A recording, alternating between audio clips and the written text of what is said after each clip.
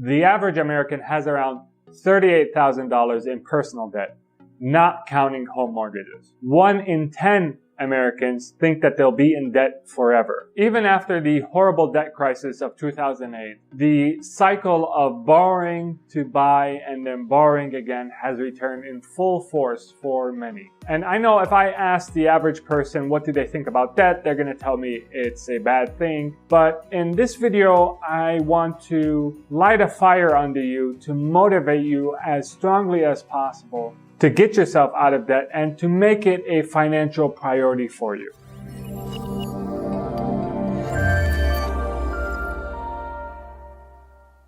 Assalamu alaikum, my name is Rakan Kayali and welcome to Practical Islamic Finance.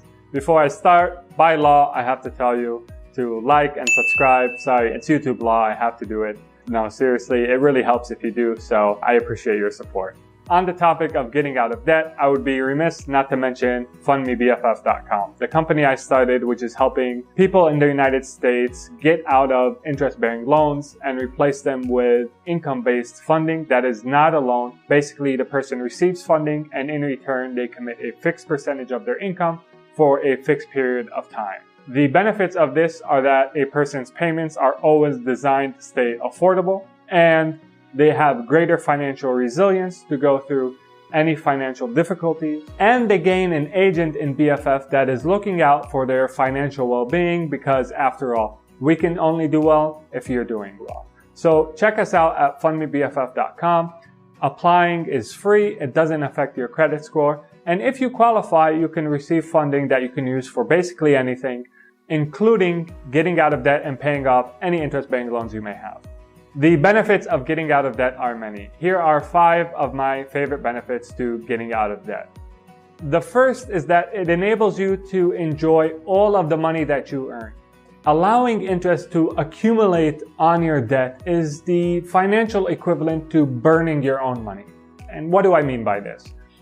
If you theoretically burned a pile of money, what has happened? The result is that you have less money, and you have no product or service or experience to show for it.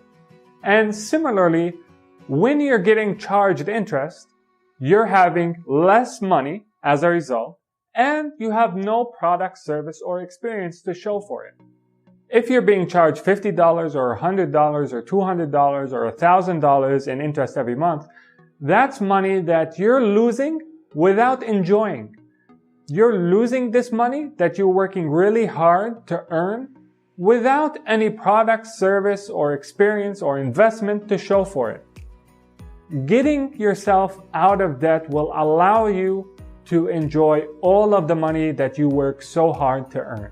The second reason why it's a great idea to pay off your debt is because paying off your debt is actually a great investment. A lot of financial advisors, commentators, planners, they like to point out that there's something called good debt and bad debt. And they argue that if the money that you borrowed is generating a return that is higher than the interest rate that you're paying on that money that you borrowed, then this is good debt. And I'm here to tell you that that's not entirely accurate, because it neglects to take into account the level of risk of the particular investment that you've used the borrowed money for. You see, the quality of any investment can't be judged by the return alone. You have to take into account the level of risk. And only after you compare the ratio of the return versus the risk can you make an accurate comparison between two investments. Now, you may be asking, what's the return on investment if you pay off an interest-bearing loan? Well, the return is whatever the interest rate is. And by the way, paying off your debt is a zero-risk investment that will yield a guaranteed return forever. Consider the following example. Let's say you owe $1,000 and there's a 5% interest rate on that debt. Now consider these 2 scenarios. The first scenario is that you pay off the $1,000 debt. So now you're done with the interest payments, no more interest is accumulating on you. Scenario 2 is that you make a $1,000 investment in a zero-risk investment that pays 5% guaranteed forever. From a cash flow perspective, both investments are equivalent. In both cases, you parted with $1,000 of your money in order to cover the interest payments on your debt. In other words, when you pay off a debt that has a 5% interest rate, it is as if you've made a zero risk investment that's going to pay you a guaranteed return of 5% forever. So now if someone comes and says, well, if you use that $1,000 in the stock market instead of paying off your debt, you're going to earn an average return, at least historically, the data suggests that you'll earn an average return of 8% annually. So it makes sense for you to invest your money in the stock market rather than pay off the 5% loan, because you're going to earn 8% in the stock market and only 5% if you decide to pay off your debt. This is not entirely accurate because the stock market does not offer a guaranteed return. Annually, the stock market volatility is around 20%. There's a lot of risk when you invest in the stock market. So this 8% can't be just compared with the 5%. The expected return of 8% with 20% volatility has to be compared with the expected return of 5% with 0% volatility.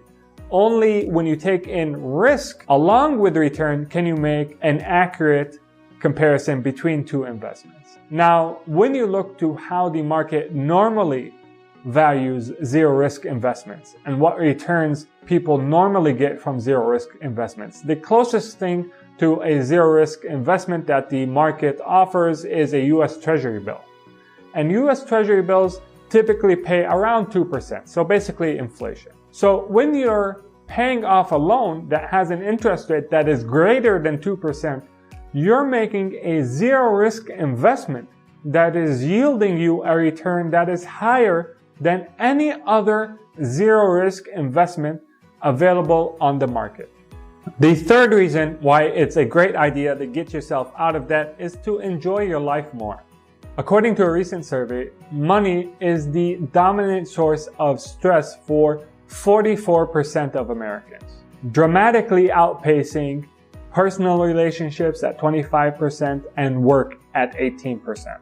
More than half of Americans report feeling anxious about money often or all the time. The pleasure that one gets from buying something is fleeting. But if they bought that thing with borrowed money, the stress that comes with carrying that debt remains with that person 24 hours a day, 7 days a week until they pay that debt off. The anxiety of carrying debt has been well documented to have profound negative effects on a person's health, on their personal relationships, on their social life, and generally their overall level of happiness. So you owe it to yourself, you owe it to your family, to your friends, to make getting out of debt a financial priority for you. The fourth reason why it's a great idea to get out of debt is to earn more money. Studies have shown that worrying about an upcoming bill can lower a person's IQ level by 13 points, or 1 full standard deviation. That's the equivalent of losing 1 full night's sleep. This is logical because worrying about upcoming bills occupies some of your mental bandwidth, and that leaves less available resources to do other tasks. It's analogous to texting while driving. Your driving performance is going to suffer because part of your mental bandwidth is being occupied by texting. Similarly, your effectiveness at work will likely suffer because part of your mental bandwidth is being occupied with thinking about how you're going to pay your upcoming bills. Additionally, financial stress causes sleep apnea, illness, marital problems, all of which impede your effectiveness during your income earning activities. So getting out of debt will not only save you money, but it will also enhance your income earning abilities. The fifth reason why it's a great idea to get out of debt is a reason that I mention often on this channel, and that is to live ethically. In most of the major religions, especially Islam, interest is prohibited in the strongest terms.